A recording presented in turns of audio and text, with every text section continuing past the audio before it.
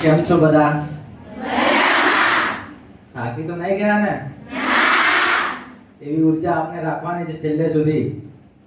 અને જીવનમાં આપણે કંઈક કરવું હોય તો ઉર્જા આપણે આપણી અંદર સતત જાગતી રાખવી પડશે. અને સાહેબે આપણને કીધું કે આપણે જાગતા રહેવું પડશે.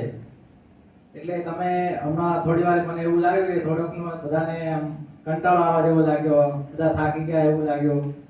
થાકી નહીં ગયા ને? હા, બરાબર, એવો અવાજ આવવો જોઈએ. હું તમારામાંથી જ છું. તમારા તમે જે વિસ્તારોમાંથી આવો છો એ વિસ્તારમાંથી જ હું પણ આવું છું.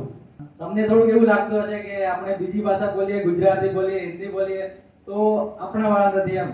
હું બી આપણા વાળો જ છું. એટલે મારી આપણા વાળા આવડે મતલબ એ હવે ખબર પડી ને?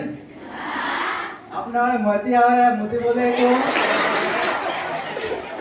આપણા વાળા વાત નીકળે તો બરાબર. એટલે જીવનમાં શિક્ષણને તમે સમજો કે કેટલું જરૂરી છે એનું તમે મહત્વ સમજશો. અને શિક્ષણથી શું શું નથી કરી શકાતું. આપણે એવું મનમાં ક્યારેય પણ નહીં વિચારી લેવાનું કે મારે નોકરી લેવી છે એટલે ભણવાનું છે. અથવા ઘણાને એવા વિચારો આવતા હશે અને સ્વાભાવિક છે, મને પણ આવતા હતા. શું આટલા બધા આપણે ભણીએ છીએ, આટલી બધી સંખ્યા છે, બધાને નોકરી મળી જશે?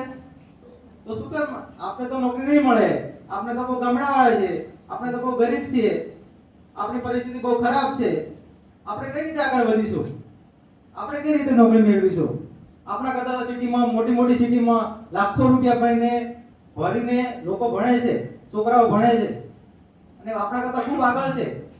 તો એ લોકો નોકરી મેળવી શકશે, આપણે નહીં મેળવી શકીએ. એવી માનસિકતા હોય છે ને બધાની. તો એ માનસિકતામાંથી આપણે દૂર થવાનું છે. કઈ રીતે દૂર થશું? તમને એક વાત કહી દઉં કે આપણા ભારતની સૌથી મોટી પરીક્ષા આવે છે, તમને ખબર હોય કઈ પરીક્ષા આવે છે? યુપીએસસી ની. યુપીએસસી એટલે આખા ભારતની સૌથી મોટી પરીક્ષા. અને એ પરીક્ષામાં સૌથી વધારે જો કોઈ પાસ થતા હોય, આખા ભારતની સૌથી મોટી પરીક્ષામાં સૌથી વધારે જો પાસ થતા હોય તો એ ગામડાનો વિદ્યાર્થી, અને એ બી ગરીબ પરિસ્થિતિમાંથી પસાર થયેલો વિદ્યાર્થી પાસ થાય છે આટલી મોટી નોકરીની અંદર. તો પછી આપણે કેમ આવી માનસિકતા રાખીએ છીએ કે આપણે ગરીબ પરિસ્થિતિમાં છીએ, આપણે આવા છીએ તો આપણે ના કરી શકીએ, આપણો વારો નહીં આવે? કેમ આપણે આ વિચાર રાખવો પડે?